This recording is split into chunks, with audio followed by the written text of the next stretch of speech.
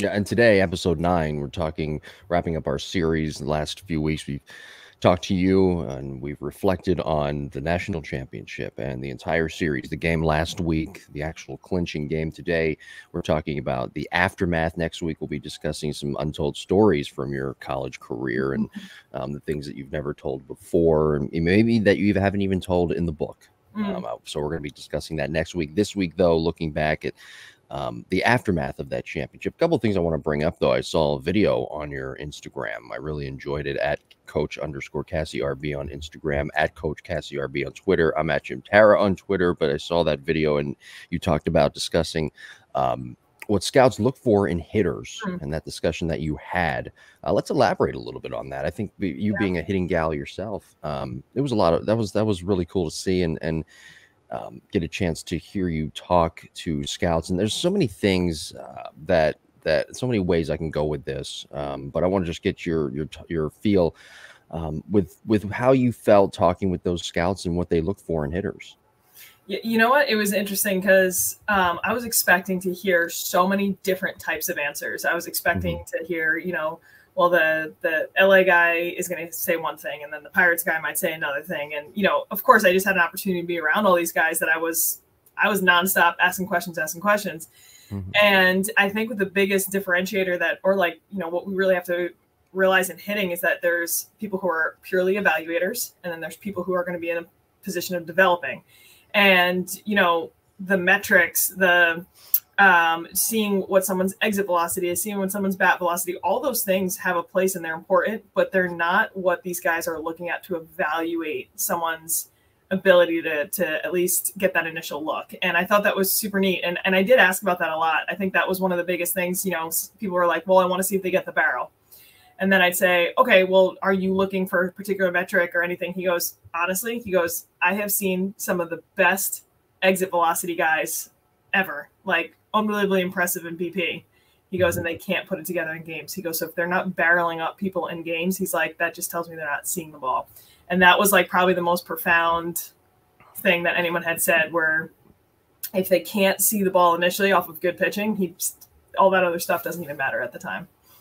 We have Ricky Reimold on this week for filling in for Ep on the Lab Epstein Hitting Podcast, and he's had a great career as a scout, as a pitching coach now at the University of Missouri at Mizzou. He was the pitching coordinator for the Mets, and he talked about when he was a scout, talked about this with me when he was scouting with the Cardinals, how he wanted to blend analytics and metrics with scouting, and just the grassroots scouting, and he wanted to be at the forefront of that. And I just wonder if there's still that disconnect there. Not only disconnect between scouting, and we're talking scouting in general, not just hitters, but just with scouting and player evaluation as it pertains, that disconnect with analytics and also player development once players do reach professional baseball. Yeah.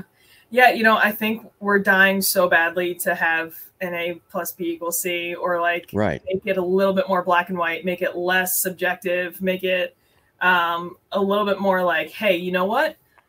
We found this thing in common with the top 50 people who got recruited, and we can look for that one metric or these two metrics or whatever it is. Like, I think we really want to try to find that, or just a way to describe a hitter too. Like, we can talk about a pitcher and we can, people are starting to understand, like, wow, this person has a ton of vertical break. This person has an arm slot at this position, whatever it may be.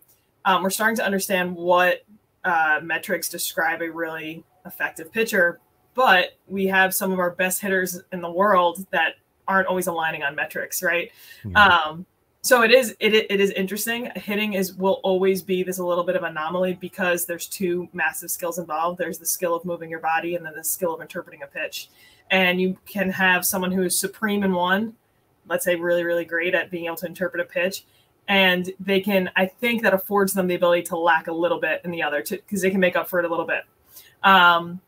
Then you have other people who have these tremendous swings who just can't, all of a sudden pitching gets really great and they can't put it all together all the time. So it is difficult to do. I don't know if it'll ever be done where it's like a perfect world scenario, but I do think, why not try? Why not continue to look at all this data and see what we can come up with and how close we can get to what we're searching for? I wonder, and I don't know if any scouts that you talked to told you this.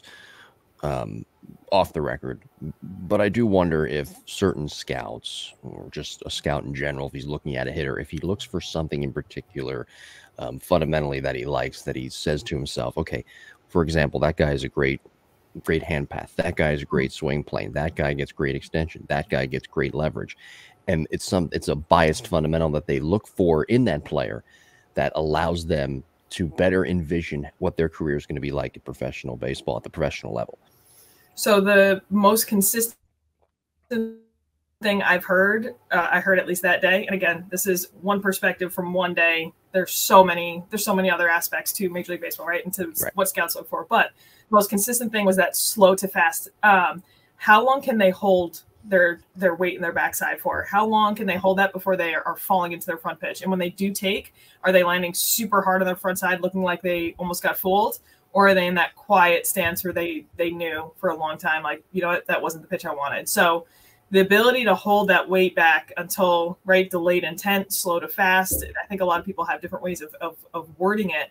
That just seemed to be the main thing that they were really looking for. Like, because you could see that on almost every – they didn't have to actually swing the bat for you to see how that was going to affect